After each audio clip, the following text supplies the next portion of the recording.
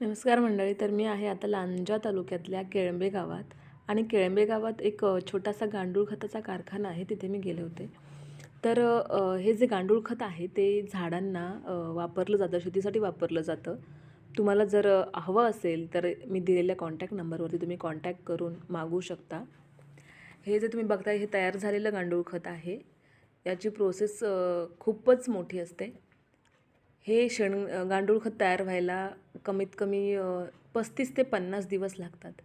हे जे शेण असतं ते दुसऱ्या ठिकाणाहून एका कोरड्या ठिकाणी ठेवलं जातं. अशा प्रकारे ठेवलं जातं की त्यातून पाणी निघून जावं आणि त्याच्यामध्ये नारळाच्या काथ्यांचा वापर केला जातो आणि त्याच्यामध्ये गांडूळ सोडले जातात.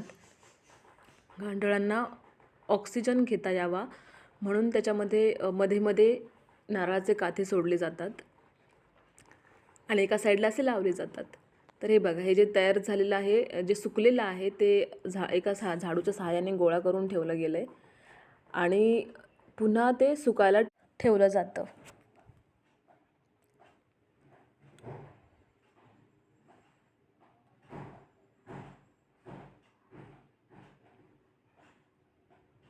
हे जे गोळा केलेलं गांडूळ खत आहे ते तयार झालेलं गांडूळ खत आहे.